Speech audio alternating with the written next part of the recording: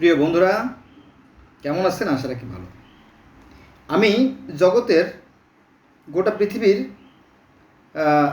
বিভিন্ন ধর্মের একজন ছাত্র। তো এই ধর্ম নিয়ে সংঘাত করা আমার উদ্দেশ্য নয়। উদ্দেশ্য, আমার সামনে যখন কেউ অনৈতিক কাজ করবে, অসঙ্গতিপূর্ণ আচরণ করবে, তখন আমার বিবেকে বাধা দেয়। তো সেই বিবেকের তাড়া থেকেই আপনাদের সামনে আমার আশা। এটা কে কীভাবে নেবেন সেটা আমি জানি না। আমি জানি যে অধিকাংশ শুধু না, এখানে আপনার প্রায় 98% প্লাস মানুষ ধর্ম সম্বন্ধে অনেক কিছু জানে না, হাদিস সম্বন্ধে জানেই না। আমার গ্রামে 4-5টা মসজিদ আমি দেখছি। তো এই 4-5টা মসজিদের মধ্যে একটা মসজিদেও এতিমখানা মাদ্রাসায় কোনো সহি গ্রন্থ নাই। অর্থাৎ এই যে সহি সিত্তার যে গ্রন্থ, 6টা যে সহি হাদিসের গ্রন্থ আমি দেখিনি। আমি খুব ভালো করে লক্ষ্য করছি। খালি ওখানে আপনার যে মকসুদুল মোমেন, বেস্তি জেওর, তারপরে আপনার তাবলিগে নেসাব, এই সমস্ত যেগুলো ভিত্তিহীন যে গ্রন্থগুলো আছে, যেগুলো অনেক আগে মানুষ লিখছে, সেইগুলো নিয়ে আলোচনা করা হয়, ফলে মানুষের মধ্যে বিভেদ সৃষ্টি হয়। তো সেই তাড়না থেকে আমি আজকে পবিত্র কোরআন শরীফ থেকে মহা গুরুত্বপূর্ণ কিছু আয়াত আপনাদের সামনে তুলে ধরবো, আপনারা লক্ষ্য করবেন। চলো শুরু করি। আল্লাহ বলেন তার কোরআন শরীফে যে, আর স্মরণ করো যখন মূসা তার পরিবারবর্গকে বলেছিল আমি আগুন দেখেছি। তাহলে মূসা আলাইহিস সালাম, এটা আছে কোথায়? এটা আছে সূরা নামল আয়াত নম্বর 7। সূরা নামলের 7 নম্বর আয়াতে আগুন দেখেছি কে বলছিল? এই মূসা আলাইহিস সালাম বলেছিল। এবার আপনি যদি এই মূসা আলাইহিস সালামের জীবনী দেখেন, এই মূসা আলাইহিস সালামের জীবনী পড়েন এবং সনাতন বা হিন্দু ধর্মের শ্রীকৃষ্ণের জীবনী পড়েন, দেখবেন যে আমি বলবো এক এবং অভিন্ন। কারণ হযরত মূসা আলাইহিস সালাম সেই তুর পাহাড়ে, তুয়া পর্বতে বা সিনাই পর্বতে যে আল্লাহর রূপ দেখেছিলেন, সে এক অতিকায় জ্যোতি, এবং সেই জ্যোতির তাজিল্যে, তার প্রভাবে যে পুড়ে গেছিল, মানে আপনার যে পাহাড় পুড়ে ছাই হয়ে গেছিল, জানেন, যে আমরা সুরমা হিসেবে ব্যবহার করি, তাই না? তো এরকমটি ভগবত গীতাও 18টা পর্ব নিয়ে লেখা। সামনে কুরুক্ষেত্র যুদ্ধ, এই যুদ্ধের আদ্যপান্ত শ্রীকৃষ্ণের সাথে অর্জুনের যে কথোপকথন হয়েছিল, মানে ডায়লগ হয়েছিল, সেটার সমন্বয় হয়েছে ভগবদ্গীতা। ঠিক আছে? এই ভগবদ্গীতাও যা আছে, দেখবেন যে ওই তাওরাতের যে গ্রন্থ, তাতেও একই কাহিনী আছে। অর্থাৎ মূসা আর শ্রীকৃষ্ণের কাহিনীগুলো অনেকটা এক এবং অভিন্ন। আমার ভিডিও আছে, মূসাই কি শ্রীকৃষ্ণ অথবা শ্রীকৃষ্ণ মূসা, এর পিছনে যে দেখেন আমার ভিডিও আছে, দেখা যায়। হ্যাঁ, একই কাহিনী, শত পয়েন্ট কাকতালীয়ভাবে মিলে যাওয়ার কথা নয়। বুঝা গেছে? তাহলে এই যে আগুন দেখেছি, স্মরণ করো যখন মূসা তার পরিবারবর্গকে বলেছিলেন আমি আগুন দেখেছি। সূরা নামল আয়াত নম্বর 7।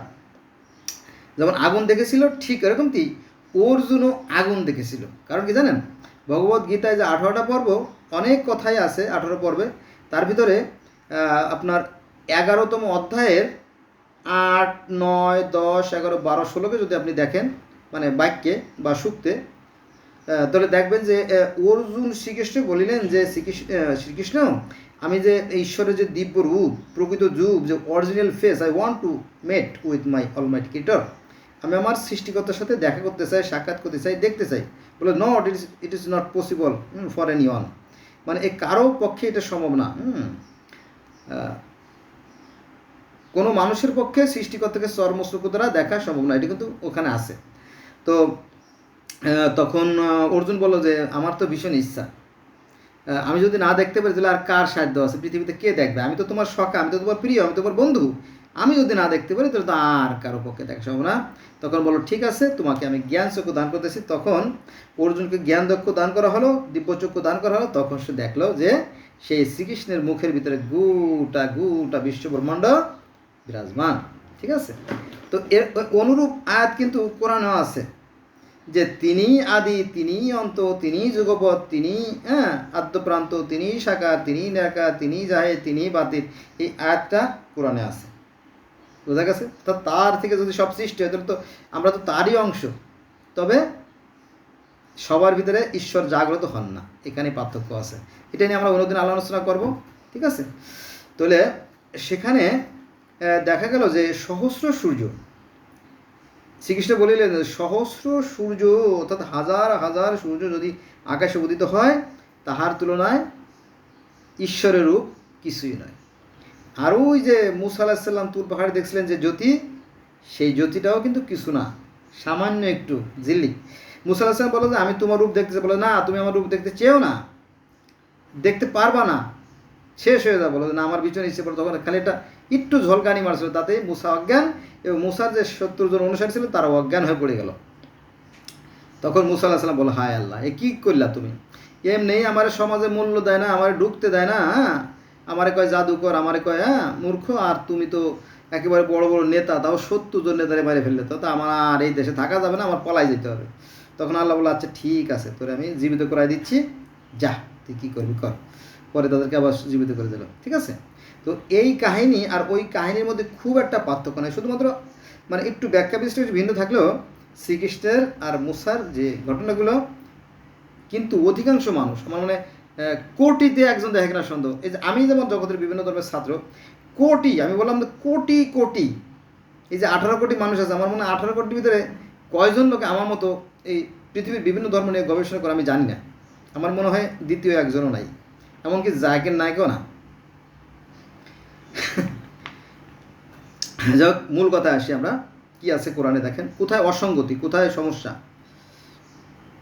তাহলে মুসা কি বলছিল? আগুন দেখেছি, আগুন আগুন দেখেছি, আগুন। ওই যে আগুন দেখলো মুসা আলাহিসাল্লাম, সাল্লাম পরে এগোয় গেল, দেখলো যে ঝোপের ভিতরে গাছের ভিতরে আগুন জ্বলতেছে, কিন্তু আগুনে গাছ পুড়ে যাচ্ছে না, ঠিক আছে? এই যে জ্যোতি, এই যে আগুন, রামের পিতা দশরথ এই আগুনে যজ্ঞ করলে আগুনের মধ্যে থেকে একটা জ্যোতি বের হয়ে আসতেছিল, এই একই কাহিনী। তারপরে আপনার যে পার্সি ধর্মের যে জরস্টার, তিনিও সেই আগুন দেখেছিলেন। হ্যাঁ, এইভাবে পৃথিবীর বহু মানুষ আগুন দেখেছেন, সেই এটা হচ্ছে ঈশ্বরের একটা প্রতীক রূপ হিসেবে আর কি। যাক, এটা নিয়ে আমরা অন্যদিন আলোচনা করব, মূল কথায় যাই।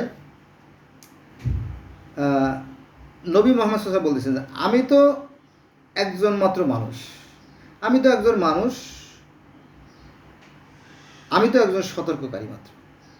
এটা আছে সূরা নামলের 92 নম্বর আয়াতে। এবার আসেন, ফেরাউন ওদের পুত্রদেরকে, মানে ফেরাউন ওদের পুত্রদেরকে, মানে কি তার যে উম্মত, যারা অনুসারী, তাদের পুত্রদেরকে এবং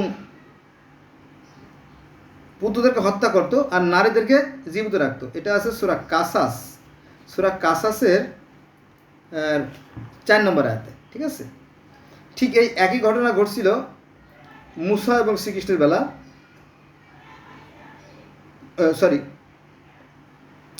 কৃষ্ণের যে বিপরীত শক্তি কংস, তিনি ওই শিশুদেরকে, পুত্র সন্তানকে হত্যা করত।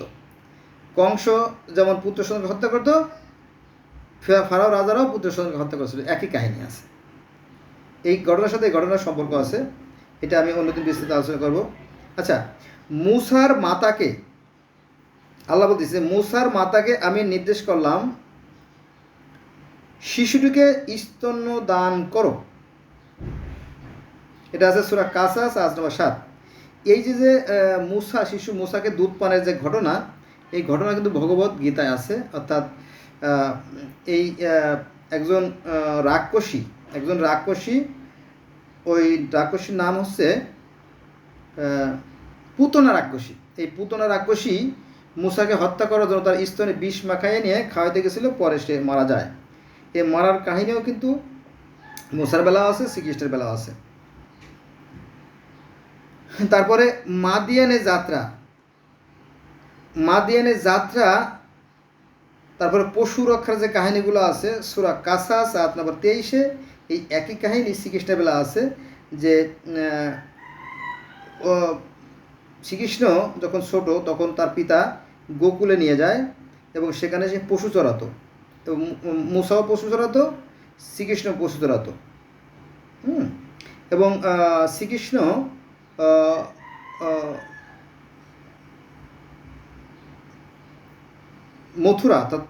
মথুরা থেকে গেল গোকুলে, গোকুল থেকে গেল বৃন্দাবনে, 3 জায়গায় স্থানান্তরিত। আর মুসার বেলাও ঠিক একই ঘটনা ঘটছে। সে মিশর থেকে গেল মাদিয়ানে, মাদিয়ান থেকে গেল কেনানে, 3টে স্থান। মুসার বেলাও 3টে স্থান আছে, শ্রীকৃষ্ণের বেলাও 3টে স্থান আছে। একই কাহিনী ভিন্নভাবে ব্যাখ্যা করা হয়েছে। এটা সবাই জানবে না, কোটিতে একজনও জানবে না, আমি জানি।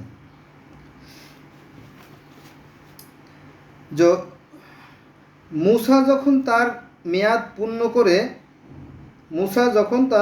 পূর্ণ করে সপরিবারে যাত্রা করলো, তখন তুর পাহাড়ের সিনাই পর্বের বা তোয়া পর্বতে বা গোবর্ধন পর্বতে আগুন দেখতে পেল, অগ্নিশিখা দেখতে পেল।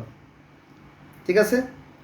মুসা আলাইহিস সালাম তার পরিবারবর্গ মুসা আলাইহিস সালাম মিশর থেকে চলে গেল কোথায়? মাদিয়ানে গিয়ে নবী শোয়েবের যে কন্যা ছিল তাদেরকে বিবাহ করার পরে সেখান থেকে আবার কেনানের দিকে চলে গেল। তো পথিমধ্যে ওই যে আল্লাহর সাথে দেখা হলো, তাই আগুনের সাথে দেখা হলো।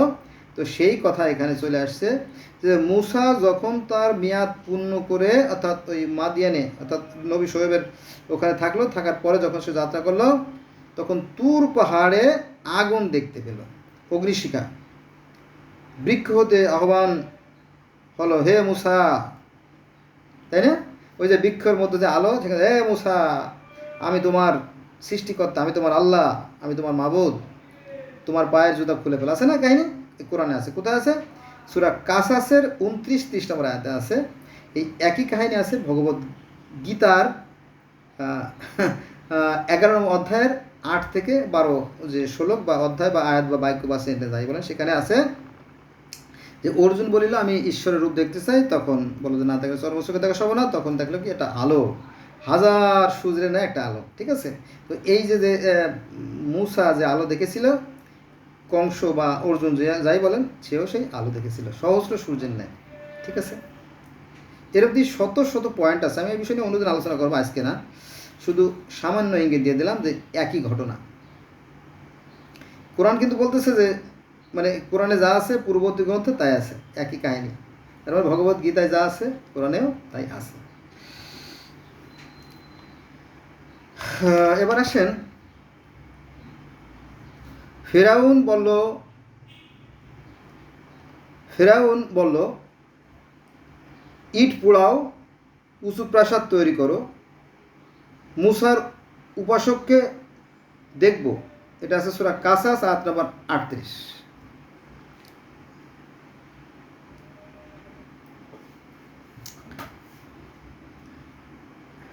আর একটা আয়াতে মানুষ কি মনে করে, আল্লাহ বলতেছেন যে মানুষ কি মনে করে যে আমরা বিশ্বাস করি একথা বললেই ওদেরকে পরীক্ষা না করে ছেড়ে দেওয়া হবে? না, ইম্পসিবল থিং, অসম্ভব বিষয়।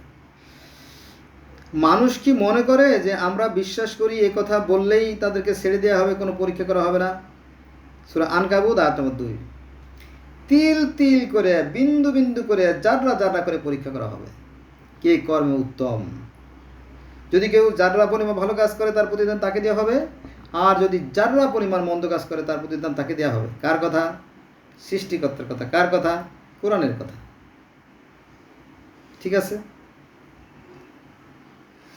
কাল কিয়ামতের ময়দানে কারো বাক্য স্ফুট হবে না, কারো মুখ দিয়ে কোনো শব্দ বেরোবে না, সুপারিশও গ্রহণ করা হবে না। কিন্তু আলেমরা বলে কি যে সুপারিশ করবে, সুপারিশ করতে করতে করতে করতে এ বলবে তারে বলবে সে বলবে ওকে বলবে সে, এইভাবে নানান জনের কাছে যাবে, শেষ পর্যন্ত নবী মুহাম্মদের কাছে আসবে। এগুলো মিথ্যে কথা, এগুলো বানাইছে, হাদিসে বানাইছে, যেটা শতকরা 90% হাদিসের কথা কোরআনের সাথে মেলে না।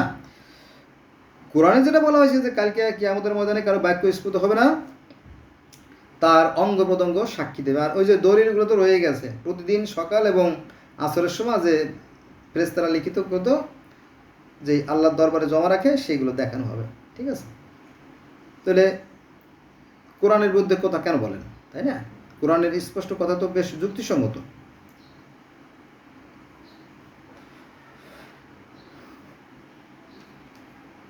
তাহলে কিয়ামতের দিন পাই পাই করে হিসেব করা হবে, কারণ সূক্ষ্ম বিচার তো এটা আর কি। আপনি তওবা পড়লেন আর সব মাফ হয়ে যাবে, আপনি ওযু করলেন সব পাপ মাফ হয়ে যাবে, আপনি হজে গেলে সব পাপ মাফ হয়ে যাবে, ধোঁকাবাজি। ঠিক আছে। কোরআনের বিরুদ্ধে যায়। আচ্ছা, এবার আসেন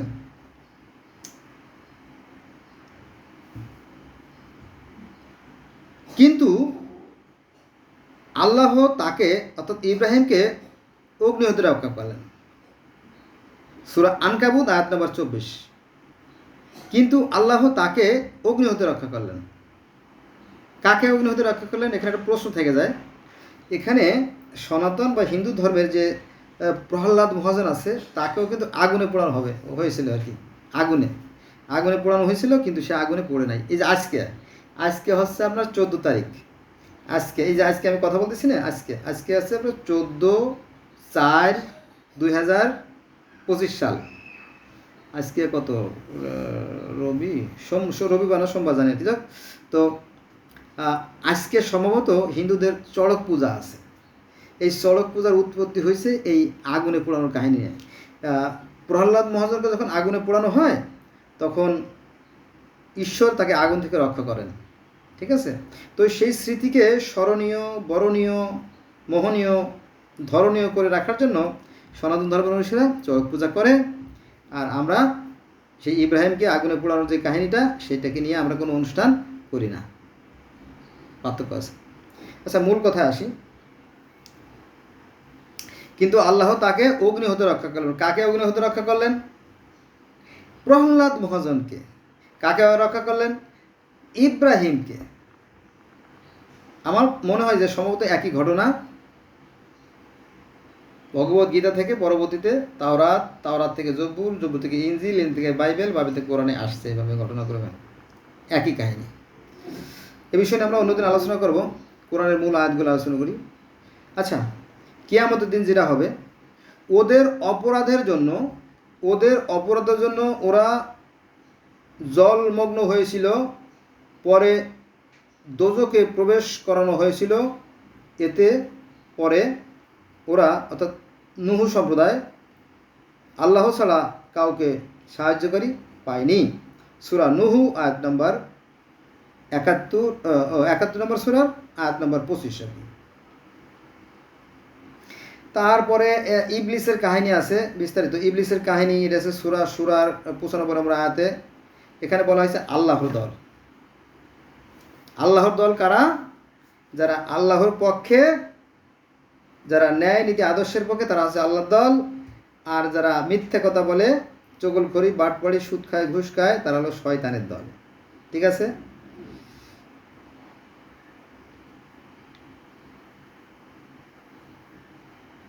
আচ্ছা, এবার আসেন আরেকটা আয়াতে।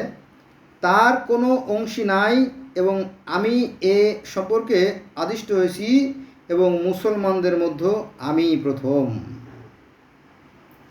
মুসলমানদের মধ্যে আমি প্রথম, এটা আছে কোথায়? 6 নম্বর সূরার 163 নম্বর আয়াতে।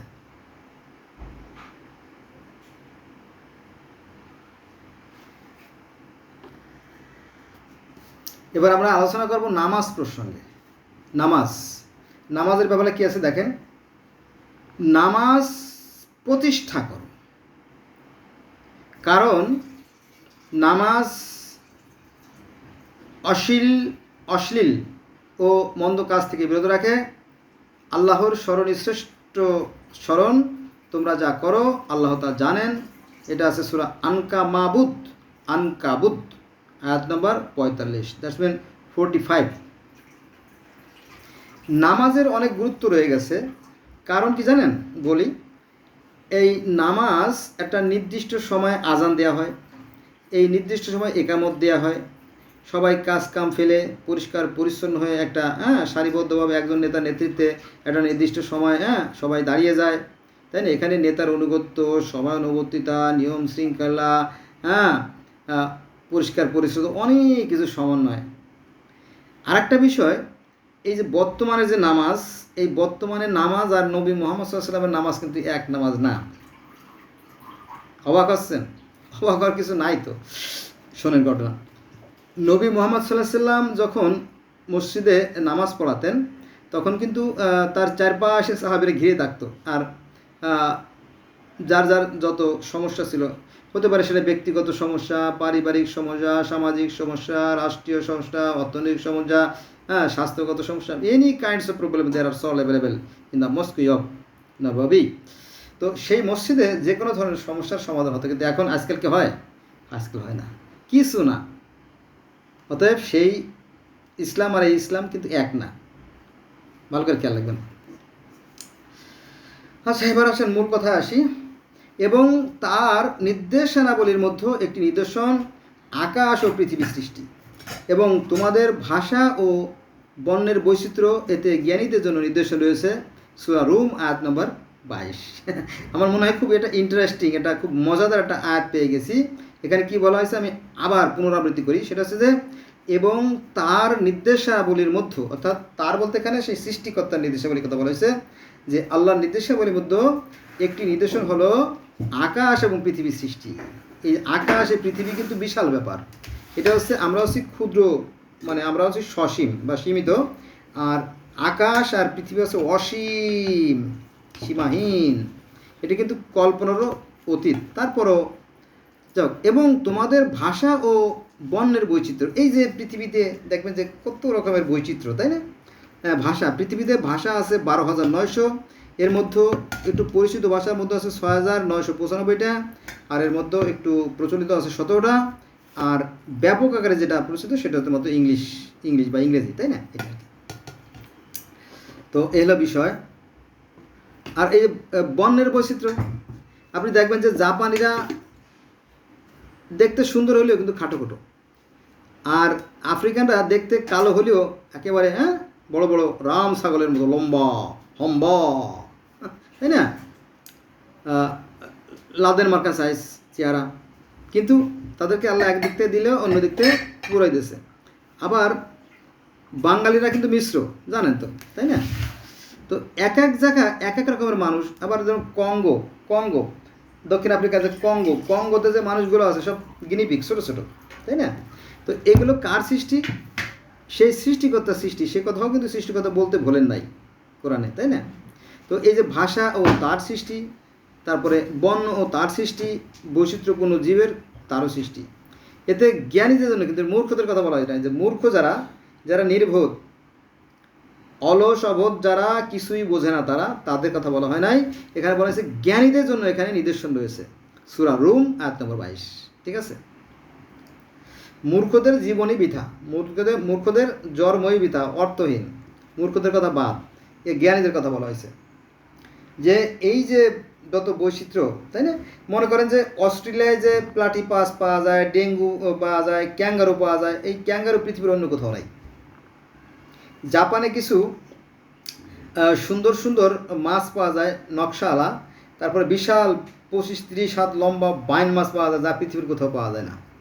আবার চীন এবং রাশিয়ার মাঝখানে যে পাহাড়ি অঞ্চলের গভীরে কিছু সালামান্ডা, কিছু মানে পাওয়া যায়, মাছ পাওয়া যায়, মাছ কিন্তু তার হাত পা আছে। তো এই অদ্ভুত প্রাণী কিন্তু পৃথিবীর কোথাও নয়, শুধুমাত্র এখানে আছে।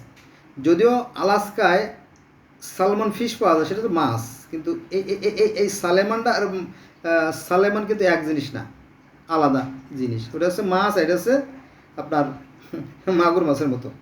আচ্ছা, এবার আমরা যাবো রাশিয়ার যে সাইবেরিয়া অঞ্চলে সাদা সাদা ভল্লুক আছে, যা পৃথিবীর কোথাও পাওয়া যায় না। তারপরে সাইবেরিয়ার যে পাখি প্রজাতি পৃথিবীর সবচেয়ে বেশি, যেটা পৃথিবীর কোথাও পাওয়া যায় না। তারপর বলগা হরিণ আছে, গরুর মতো বড় বড় গরু আছে, বলগা হরিণ, যেটা পৃথিবীর কোথাও পাওয়া যায় না, শুধুমাত্র রাশিয়ায় পাওয়া যায়, বরফ অঞ্চলে কিছু পাওয়া যায়। আবার আমাদের দেশে হরিণ নাই তা না, আমাদের দেশে হরিণ আছে, সেটা হচ্ছে আপনার ওই যে মায়া হরিণ, চিত্রা হরিণ, এই জাতীয় হরিণ আছে। ঠিক আছে?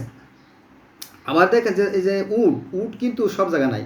উট আছে আরবে, আছে অস্ট্রেলিয়ায়, আর আছে রাজস্থানে, ভারতের কিছু অংশে, আর পৃথিবীর অন্য কোথাও নাই। আবার একটা মজার বিষয় আছে যে এই যে ভারতে, আমাদের প্রতিবেশী রাষ্ট্র ভারতের যে আসামে এক প্রকার ব্যাঙ আছে, বড় বড় 30-40 কেজি ওজনের ব্যাঙ, যা পৃথিবীর অন্য কোথাও নাই। আবার অ্যামাজন জঙ্গলে আনাকোন্ডা আছে, যা পৃথিবীর অন্য কোথাও নাই। যাক, তো এত কথা বলতে গেলে আমার সময় শেষ হয়ে যাবে, ভিডিও অফ হয়ে যাবে। তো যেটা বলতে চাইছিলাম যে এই যে পৃথিবীটা একটা চিড়িয়াখানার মতো, এখানে যা আছে অন্যখানে তা নাই, সেখানে যা আছে অন্যখানে তা নাই, এরকম বিষয়টা। ঠিক আছে? তো আল্লাহ পাক সেই কথাগুলো এখানে তুলে ধরতে ভুল করে নাই।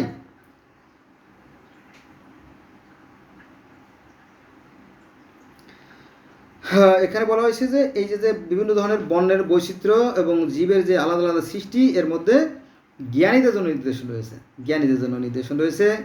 আগে আমাদের জ্ঞান সীমিত ছিল, এখন আস্তে আস্তে ডে বাই ডে পরিবর্তন হচ্ছে, কিন্তু আমরা পরিবর্তিত হচ্ছি না। এটা একটা দুর্ভাগ্যের বিষয় আর কি। আচ্ছা, এবার আসেন অন্য ডাকলা হাতে, মাটি হতে মানুষ সৃষ্টি সূচনা করেছেন। মাটি থেকে মানুষ তৈরি করা হয়েছে, সে কথাটা বারবার চলে আসছে। এটা আছে সূরা সাজদা আয়াত নম্বর 7। তারপরে অদৃশ্য সৈন্যবাহিনী, জানেন তো তাই না, ফেরেশতারা আছে, অদৃশ্য সৈন্যবাহিনী, সূরা আহজাব আয়াত নম্বর 9। এখন এই অদৃশ্য সৈন্যবাহিনী বলতে কি বোঝায়?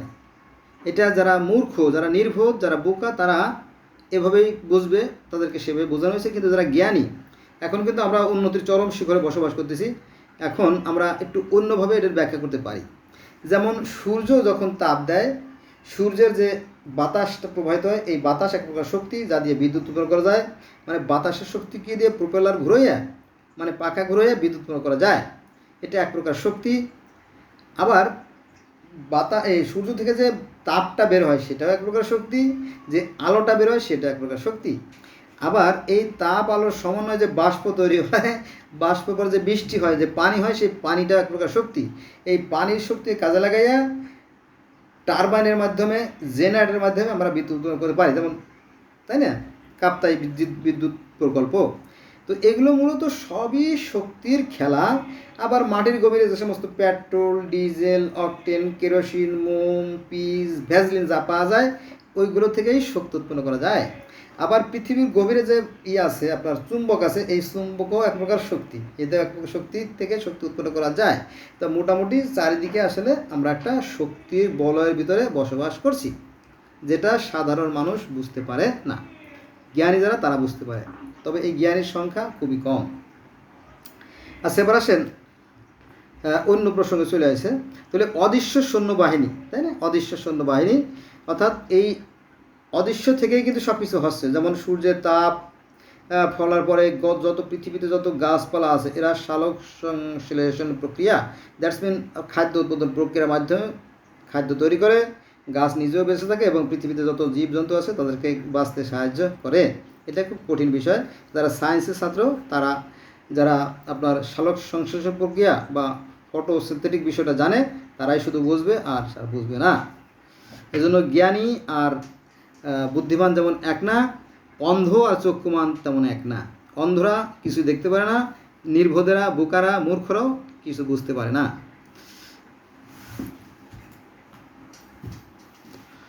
এবার আমরা চলে আসছি কোথায়, ওরা যুদ্ধলব্ধ ধনের লালসায়, ওরা যুদ্ধলব্ধ ধনের লালসায় তোমাদের সাথে বাক চাতুরি করে, ওরা বিশ্বাসী নয়, সাবধান সাবধান সাবধান।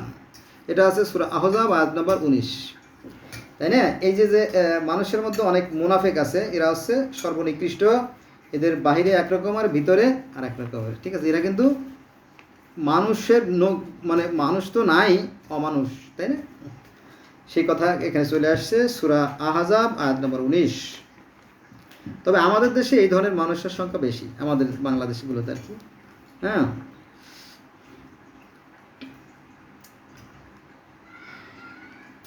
আচ্ছা, এবার আরেকটা বিষয় আমরা আলোচনা করব, সেটা হচ্ছে যে আমরা নামাজ কখন পড়ব। সকাল ও সন্ধ্যায়, সকাল ও সন্ধ্যায় আল্লাহর পবিত্রতা ও মহিমা ঘোষণা করো। এটা আছে সূরা আহজাবের 42 নম্বর আয়াতে। সূরা আহজাবের 42 নম্বরে যেমন আছে, তেমনি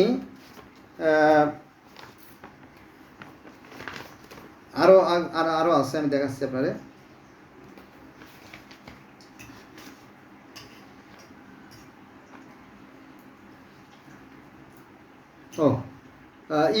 আপনার সূরা আরাফের 205 নম্বর আয়াতে আছে। এখানে বলা হয়েছে, তুমি তোমার রবকে মনে মনে সবিনয় ও সভয়ে অনুচ্চস্বরে সকালে ও বিকালে স্মরণ করবে। তার মানে এখানে 2 বেলা আল্লাহকে স্মরণ করার কথা বলা হয়েছে, এবং তুমি উদাসীন হবে না। এটা আছে সূরা আরাফ আয়াত নম্বর 205। আবার এখানেও 2 বার কথা বলা আছে যে তুমি সকালে এবং সন্ধ্যায় আল্লাহর পবিত্রতা ও মহিমা ঘোষণা করবা, সূরা আহজাব আয়াত নম্বর 42। তাহলে সকালে বিকেলে যদি আমি আল্লাহর কথা স্মরণ করি, তাহলে দিনের বেলা কি বসে বসে মশা মারবো? না, দিনের বেলা তুমি কাজ করবা, কাজের জন্য দিন সৃষ্টি করা হয়েছে। হ্যাঁ, কারণ আদম থেকে শুরু করে নবী মোহাম্মদ পর্যন্ত প্রত্যেকে কিন্তু কাজ করে খেতেন। হ্যাঁ, এটা আছে সূরা নাবার 11 নম্বর আয়াতে, যদি আপনারা দেখতেন। বোঝা গেছে? আর অতিরিক্ত আছে, অতিরিক্ত নামাজ যারা পড়বে, অতিরিক্ত সৃষ্টিকর্তার গুণগান যারা গাইবে, তারা অতিরিক্ত বোনাস পাবে, তাই না? যেমন একটা অফিসে আপনি কাজ করেন, সকাল 9টা থেকে বিকেল 4টা পর্যন্ত কাজ করেন অফিসের কাজ, এরপর অতিরিক্ত কাজ করলে কী করে? স্যারে আপনাকে খুশি হয়ে বোনাস দেয়, তাই না? বোনাস দেয় না, বোনাস দেয়, টিএ দেয়, ডিএ দেয়, ইনসেন্টিভ দেয়, ইত্যাদি ইত্যাদি। ওইরকম তো আর কি, এখানেও তার ব্যতিক্রম কিছু ঘটে নাই। আচ্ছা, এবার আসেন নতুন একটা বাক্যে।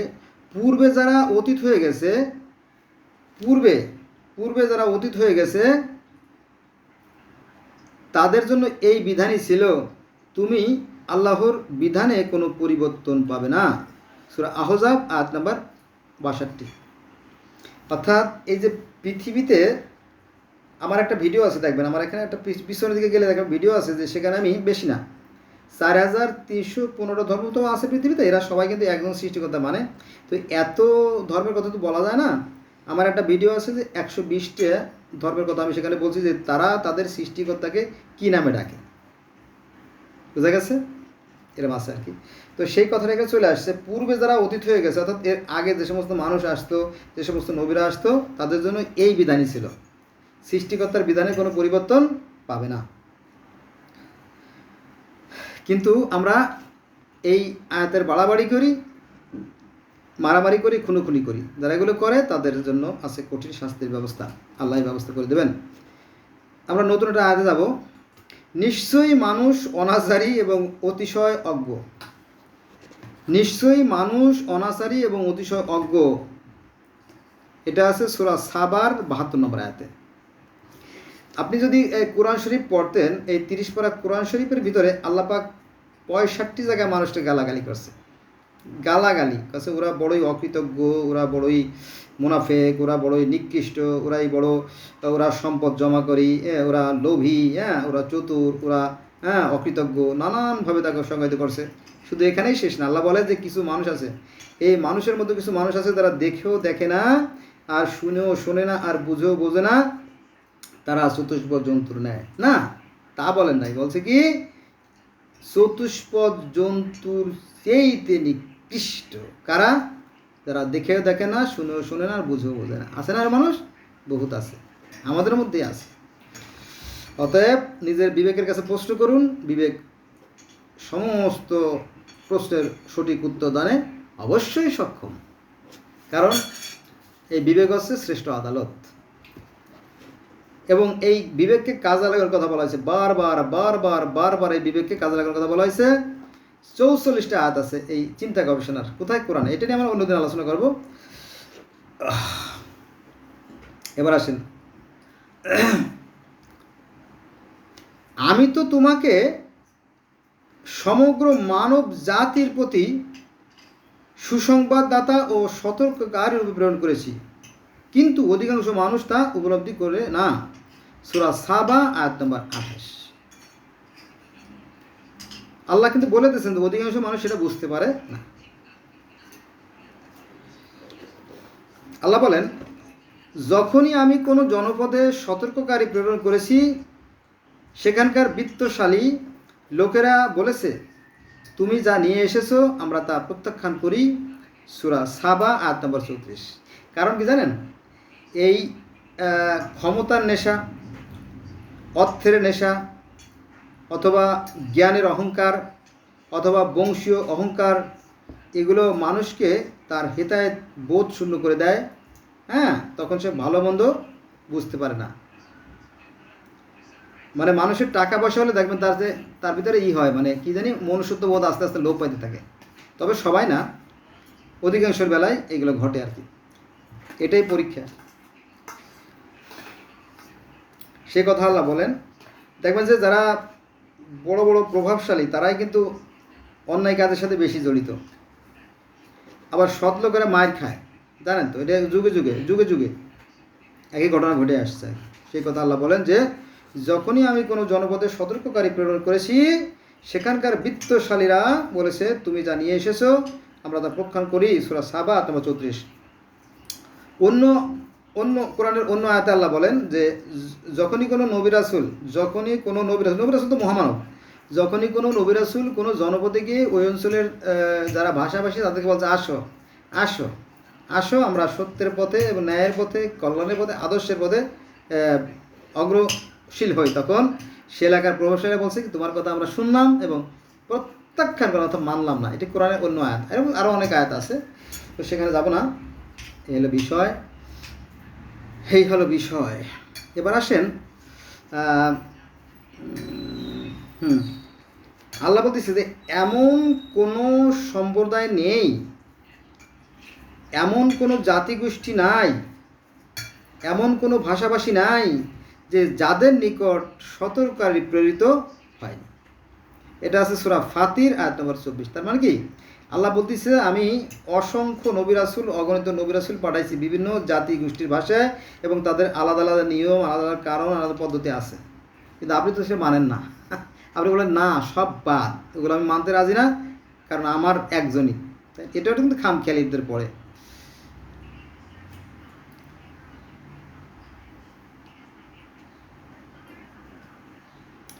আল্লাহ বলেন যে পূর্বে যে সকল রাসূল মোজেজা, সহিফা এবং দীপ্তমান গ্রন্থ নিয়ে এসেছিল তাদের প্রতিও মিথ্যা আরোপ করা হয়েছিল।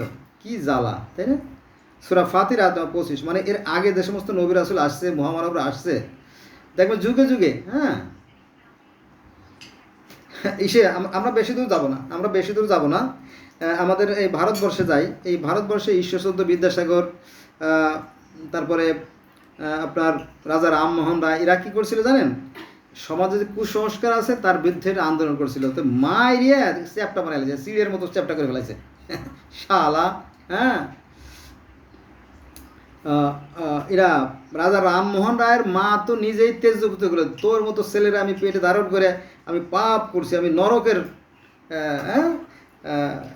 দ্বার খুলে দিছি, তোর আমি তেজপুত করে দিলাম। কিন্তু এখন আমরা বুঝি যে না, তিনি যা করছিলেন সঠিক কাজ করছিলেন। কারণ কি জানেন? কারণ সনাতন ধর্মে এই ছোটো ছোটো বাচ্চাদেরকে বলি দেওয়া হতো, কি নির্মম, তাই না? জবাই দেওয়া হতো, তারপরে নরবলি দেওয়া হতো, এটাও কি নির্মম, তাই না? শিশু বলি দেওয়া হতো, নরবলি দেওয়া হতো, অষ্ট বলি দেওয়া হতো, বাটা বলি দেওয়া হতো, মহেশ বলি দেওয়া হতো, দুম্বা বলি দেওয়া হতো। এইভাবে বলি ছিল ভীষণ একটা উৎসবের একটা জিনিস। খালি বলিই দিত না, এই বলি দেওয়ার সময় তারা নাচতো। এইটা দিলে নাকি সাহস পাওয়া যায়, মানে যুদ্ধে জয়লাভ করাটা সহজ হয়ে যায়। কারণ যুদ্ধে শত্রু থেকে হত্যা করতে আর লাগে না, মনে করেন যে ভয় লাগে না, ভয় কাঁপে না, এই জন্য এই বলি প্রথা চালু। এই তো মাত্র 400 বছর আগেও দিনাজপুরে এক মহিলা নরবলি দিছিল, এই ইতিহাস আছে আর কি।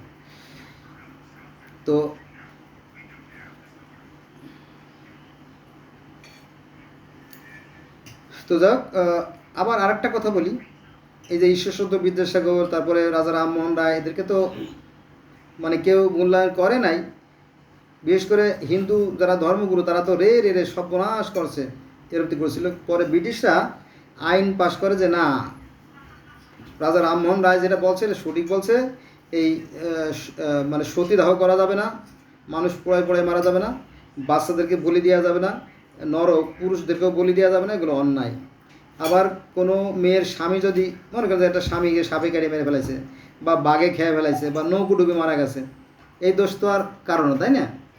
স্বামী মরে গেছে বলে একজন মহিলা যে সারা জীবন, তাই না, তার পথ চেয়ে থাকবে তো হয় না, তাই না? শুধু তাই না, এখানে স্বামী মরে গেলে স্ত্রীকেও কবরে দিয়ে দেওয়া হতো, কত নির্মম ছিল এগুলো, তাই না? তো সেই সমস্ত প্রথা বিলুপ্ত হয়ে গেছে। ব্রিটিশরা অবশ্য সাহায্য করেছিল, আইনের মাধ্যমে এগুলো বিলুপ্ত করা হয়েছে, ঠিক আছে? এবং সামনে আরও পরিবর্তন হবে, যখন পৃথিবীর সকল মানুষ হবে ভাই ভাই, তারপরেও দুইটি দল থাকবে, খারাপ দল ভালো দল থাকবে। আচ্ছা, এবার আসেন আর একটা বাক্যে,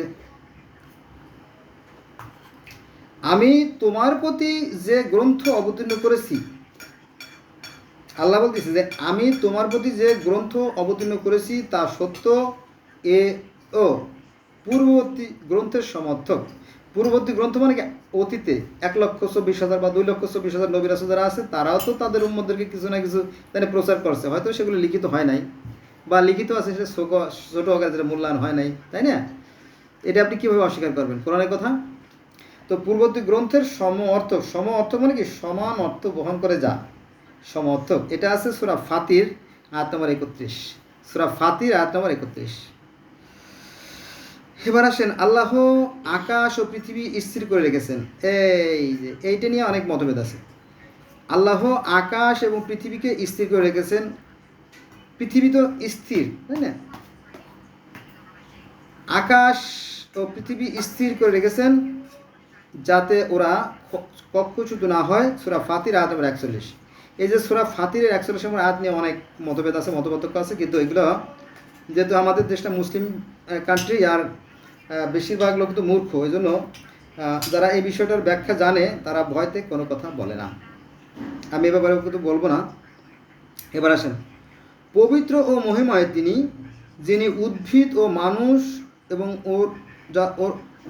আবার বলি, পবিত্র ও মহিমাময় তিনি, যিনি উদ্ভিদ, মানুষ এবং ওর মাঝে জানে না এমন যা রয়েছে তাদের প্রত্যেককে তিনি জোড়ায় জোড়ায় সৃষ্টি করেছেন। সূরা ইয়াসিন আয়াত নম্বর 36। এই একটা আয়াতের ব্যাখ্যা যে কত বড়, এই কয়েক ডজন ভিডিও করা সম্ভব। আপনি দেখবেন যে পৃথিবীতে যত প্রাণী আছে, 99 লক্ষ প্রজাতির প্রাণী আছে, সবার ভিতরে দুই জাত, নারী পুরুষ আছে। যেমন পৃথিবীতে যত মাছ আছে, দেখবেন মেয়ে মাছটা কি করে, ওই গর্ত তৈরি করে ডিম পাড়ে, আর পুরুষ মাছটা স্প্রে করে দেয়। গাছের সাথে গাছের কিন্তু মিলন হয়, জানেন তো, পরাগায়ন ঘটে। হ্যাঁ, এক গাছে 2 রকম ফুল হয়। আবার পাখিদের মধ্যে 2 প্রকার আছে, নারী পুরুষ। কীট পতঙ্গের ভিতরে 2 প্রকার, মানুষের মধ্যে 2 প্রকার, সব কিছুর মধ্যে 2 প্রকার আছে, জানেন তো, তাই না? তো সেই কথা এখানে চলে আসছে।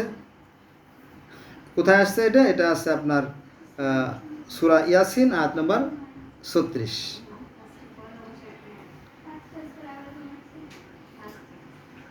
এবার আসেন, আল্লাহর শাস্তি পাবে না।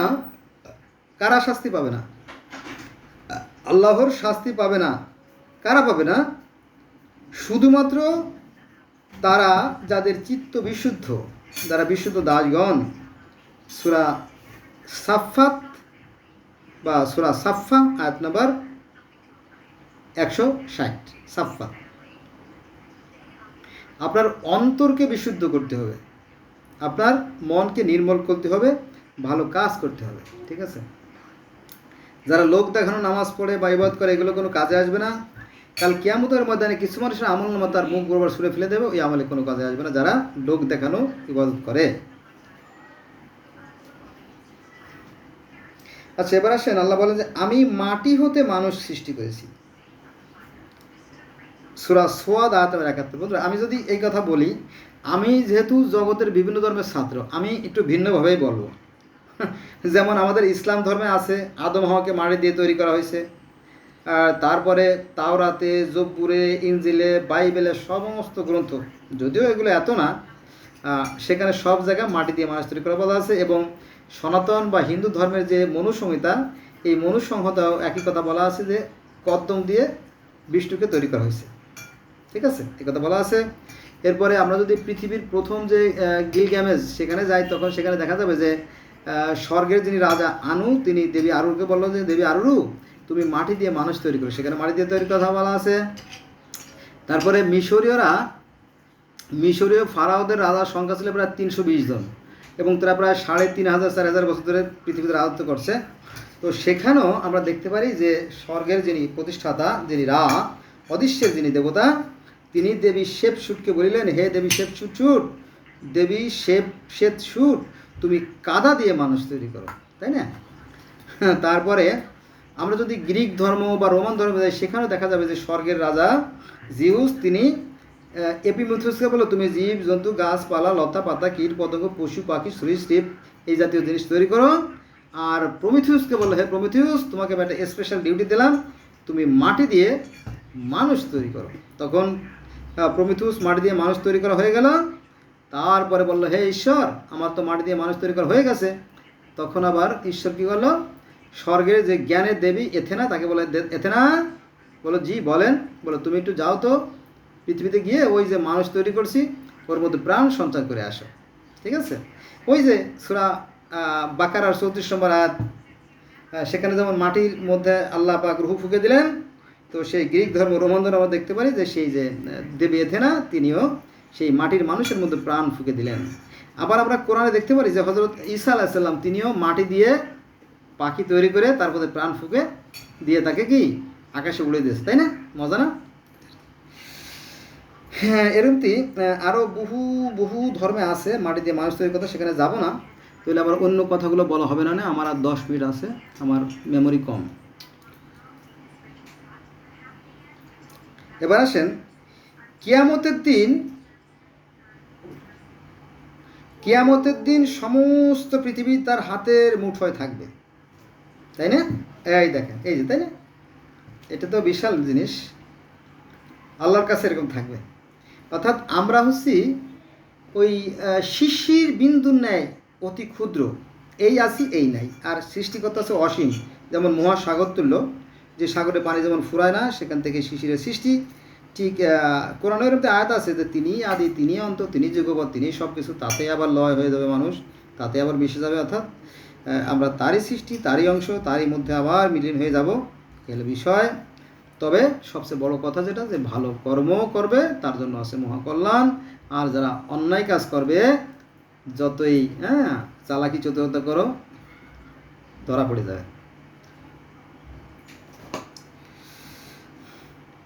তাহলে আমরা হচ্ছে কি ক্ষুদ্র বা সসীম, আর তিনি হচ্ছে অসীম।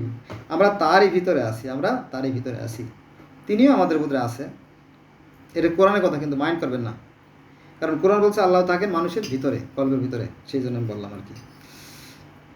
মূর্খরা আবার অনেক সময় এটা বাজে মন্তব্য করে, তো এই জন্য বলতে হয় কথা। আল্লাহ বলতেছে যে আমি আকাশকে ছাদ করেছি। হ্যাঁ, তাই তো। আপনি দেখেন যে এই যে সূরা মুমিন আয়াত নম্বর 64, ছোট একটা আয়াতের কত তাৎপর্য। দেখেন যে এই যে আকাশ, তাই না, এই যে পৃথিবী, আমরা যে 800 কোটি বা 900 কোটি মানুষ বর্তমানে পৃথিবীতে বসবাস করছি, আমরা যাই হোক সংখ্যায় কিছু আসে যায় না, এর সাথে আরও 99 লক্ষ প্রজাতির প্রাণী আছে। এর সংখ্যা পৃথিবীর কোনো মানুষের পক্ষে বলা সম্ভব না, কত সংখ্যা। একটা কড মাছ 80 লক্ষ ডিম দেয়, একটা অক্টোপাসে 1 কোটি ডিম দেয়, একটা সানফিশে 13 কোটি ডিম দেয়, একটা ইলিশ মাছে 25 লক্ষ ডিম দেয়, তাই না?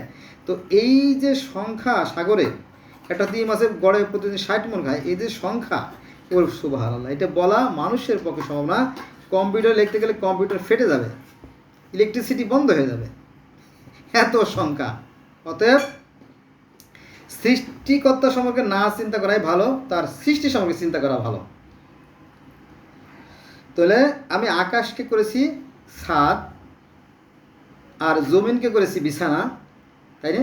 কি, আর সূর্যকে করেছি প্রদীপ। চিন্তা করেন, যদি আকাশটাকে আমরা ছাদ ধরি, আর এই জমিনটাকে আমরা বিছানা ধরি, আর সূর্যটাকে যদি আমরা আলো ধরি, আর এই পৃথিবীটা যদি আমাদের একটা মানে আমাদের বাসস্থান ধরি, তাহলে কি, আর পৃথিবীর প্রত্যেকটা মানুষ আমরা যদি একই পরিবারের সন্তান মনে করি, তাহলে কি আর কোনো সংঘাত থাকার কথা না।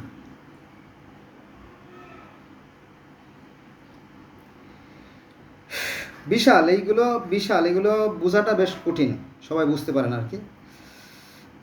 আল্লাহ তো বারবার বলছে যে একই মানুষ থেকে সমস্ত মানুষের সৃষ্টি, পরে তারা মতভেদ সৃষ্টি করে বিভিন্ন দলে বিভক্ত হয়ে গেছে, ইত্যাদি ইত্যাদি। এগুলো যদি কেউ কোরআন শরীফ বুঝতো, তাহলে বোধহয় সে আর ধর্মে বাড়াবাড়ি করতো না। কিন্তু অধিকাংশ মানুষ, আমার মনে হয় 98%-এর বেশি মানুষ কোরআন শরীফ জানে না, শুধুমাত্র নামে মুসলমান। আচ্ছা, আল্লাহ বলতেছে যে আমি তো তোমার পূর্বে অনেক রাসূল পাঠিয়েছিলাম। আমি নবী মুহাম্মদের পূর্বে আর কি, তাই বলতেছে নবী মুহাম্মদের পূর্বে আমি তোমার পূর্বে অনেক রাসূল পাঠিয়েছিলাম, তাদের কতকের কথা তোমাকে নিকট বিবৃত করেছি, এবং অনেকের কথা তোমার নিকট করাই হয় নাই। এটা আছে সূরা মুমিন আয়াত নম্বর 78, তাই না? তো এত নবীর কথা বলতে গেলে তো কি হবে না আপনার ওই কি বলবো,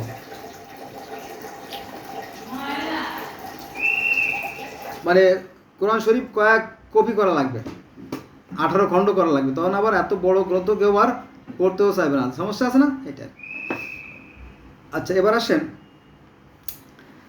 নিশ্চয়ই আল্লাহর দল বিজয়ী হবে। আল্লাহর দল হয় নাকি? আল্লাহ তো এক অদ্বিতীয়, তাই? আল্লাহর দল হয় নাকি?